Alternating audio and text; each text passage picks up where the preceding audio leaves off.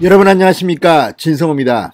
드디어 내일 윤석열 검찰총장이 추미애 법무부 장관을 대상으로 이 직무정지 처분을 집행정지해달라는 이 가처분 소송의 결과 심리가 시작됩니다.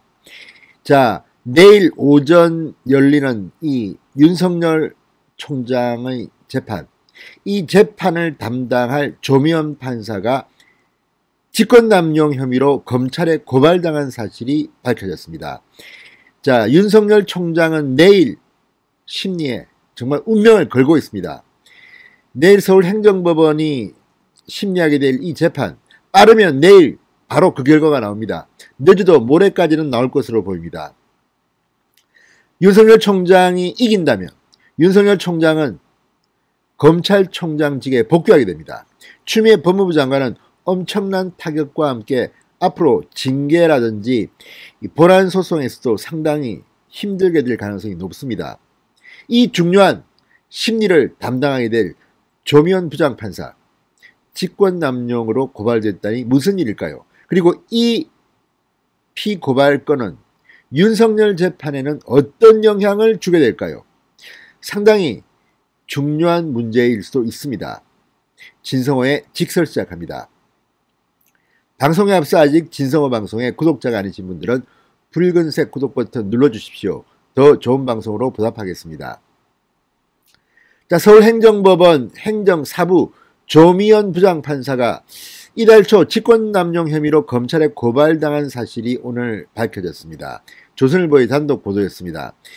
자, 조 부장판사, 내일 윤석열 총장이 제기한 소송의 심리를 맞습니다.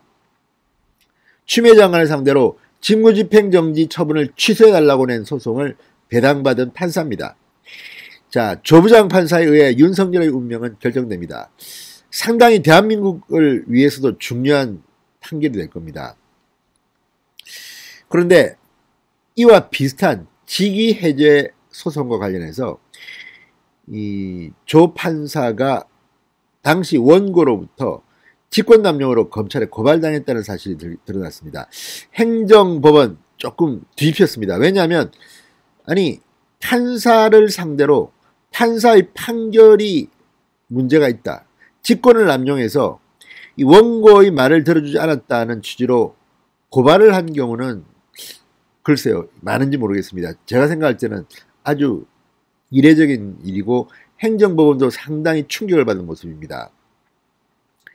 자, 조 부장판사는 자신이 판결한 직위해제 소송과 관련해서 이달 초 직권남용 혐의로 검찰에 고발당했다고 합니다. 자, 이 조 부장판사는 판사 출신인 유선주 전 공정거래위원회 심판관리관이 자신을 직위해제한 공정위를 상대로 낸 직위해제 처분 취소 소송을 담당했는데, 조 부장판사는 이 재판에서 직위해제 처분이 적법하다고 판단했습니다. 그러나 유 전 관리관은 피고발인 조미연은 원고가 새로운 증거를 제출하고 새로운 유리한 내용을 담은 서면을 제출했음에도 판결에 반영되지 못하도록 증거 제출 기회를 차단하고 변론에 진술할 기회를 주지 않았다, 이런 주장을 하며 지난 3일 그를 직권남용 혐의로 서울중앙지검에 고발했다고 합니다. 자, 지금 이 고발을 한 유 전 관리관, 유선주 전 관리관도 판사 출신입니다. 법률가끼리 붙는 겁니다. 자, 유선주 전 공정거래위원회 심판관리관이 이 직위해제당한 과정에는 청와대, 쉽게 하면 김상조 실장 등이 공정거래위원장 할 때 연루된 것으로 드러났습니다. 자, 이 문제로 굉장히 논란이 되기도 했고, 문재인 정권을 향해서 비판을 한 사람으로 유선주 전 관리관은 기록되고 있습니다. 판사 출신입니다. 자, 그런 점에서 윤석열 총장과 조금 비슷한 경우입니다. 공정거래위원회가 이렇게 문재인 정권의 칼날을 좀 댄, 조금 대립각을 세운 사람을 직위해제한 것이 합당한가?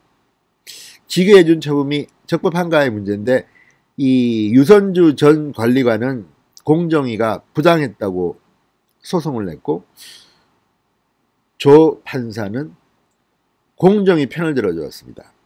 그러자 유선주 전 관리관이 방금 말씀드린 것처럼 새로운 증거 제출, 유리한 내용 담은 서면을 반영하지 않았다, 이렇게 고발을 한 겁니다. 권리남용으로. 자, 이 문제를 들여다보면 상대적으로 윤석열 총장은 좀 더 긴장해야겠습니다. 반면 이렇게 고발당한 상태라는 것이 윤석열 총장에게는 유리하게 작용할 가능성도 없지 않습니다. 자, 비슷한 경우입니다. 직위해제, 직무정지. 그런데 이런 정도로 원고의 이 새로운 증거 또는 새로운 서면 제출을 검토하지도 않고 결정을 내렸다고 권리 남용 혐의로 지금, 직권 남용 혐의로 지금 고발을 당한 상태입니다. 그러니까 그 다음에는 비슷한 경우는 좀 더 조심을 할 수도 있습니다. 그리고 이 윤석열 총장이 낸 이 소송은 이 본안 소송이 아닙니다.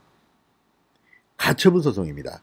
유선주 전 관리관과는 조금 결이 다릅니다. 과연 추미애 장관이 윤석열 총장을 직무정지하는 과정이 적절했냐가 우선 따지게 됩니다. 복잡한 이 유죄냐 무죄냐는 그렇게 크게 중요하지는 않습니다. 뿐만 아니라 오늘 법무부의 감찰 담당관실의 이정화 검사가 윤석열 총장의 판사 사찰 문제에 대해서 자신은 죄가 없다고 주장했는데 이 부분을 법무부가 삭제했다는 충격적인 양심 선언을 했습니다. 이 부분이 내일 결정적으로 작용할 것으로 봅니다. 그러니까 추미애 장관은 적법한 절차를 밟지 않고 윤석열을 중대 처벌했다는 겁니다. 이 가처분 신청에서의 중요성은 바로 이런 겁니다. 본인에게 충분히 방어 기회를 줬는가? 충분한 조사를 하고 난 뒤에 이루어진 결정인가? 심지어 레깅스를 입은 여성을 촬영하고 한 것도 유죄는 될 수 있지만 그것 때문에 이 인재연수원에서 퇴사시킨 것은 불법이다. 이런 판정이 난 적도 있다고 합니다. 아무튼 이런 것들을 보면 이 사람이 죄가 가볍냐 무겁냐 혐의가 어떠냐를 따지기보다는 이런 과정에서 그 사람에 대해서 이 지위에 중대한 영향을 미치는 조치를 하면서 충분히 사전조사를 했는가, 그 사람에게 방어 기회를 줬는가, 이런 것들이 중요합니다. 이런 점에서 윤석열 총장과 이 유선주 관리관과는 조금 다를 수 있다는 그런 이야기도 있습니다. 그렇지만 이 부분, 판사가 자신이 한 판결 때문에 직권남용으로 검찰에 고발되는 경우는 매우 드물 겁니다. 이렇게 용기 있는 사람이 몇이나 되겠습니까? 유선주 관리관은 판사 출신이기 때문에, 법률가이기 때문에 이렇게 했을지도 모릅니다. 아무튼 행정부문의 부장판사가 원고로부터 직권남용으로 고발당했다는 것도 상당히 충격적입니다. 그리고 그 당사자가 윤석열 총장의 심리를 내일 맡게 된다는 것도 충격적입니다. 자, 내일 오전입니다. 대한민국의 눈이 유선주 관리관을 패소 판결한 조 판사에게 쏠리고 있습니다. 조미연 부장판사는 그러면 누굴까요? 제가 앞서도 한번 소개해드렸지만 광주 출신이고요. 서울 휘경여고 성균관대 법학과를 졸업했습니다.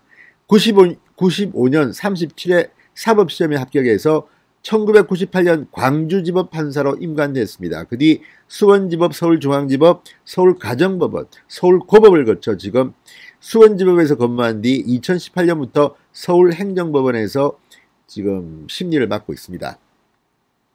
자, 조미연 부장판사 내일 어떤 판결을 할까요?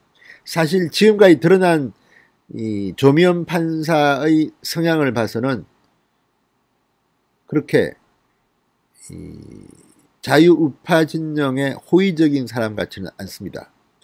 그렇지만 법리를 충실히 따른다면 내일 판결은 윤석열 총장이 이길 가능성이 높은 것 같습니다.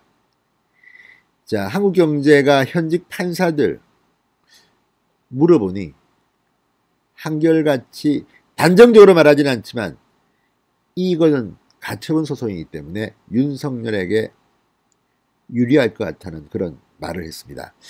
자, 조미연 판사 성향 진보냐 보수냐 좌냐 우냐 이런 게 중요한 게 아니라 오직 법적 논리에 충실한 판결을 하기를 기대해 보겠습니다. 진성호의 직설이었습니다. 여러분 감사합니다.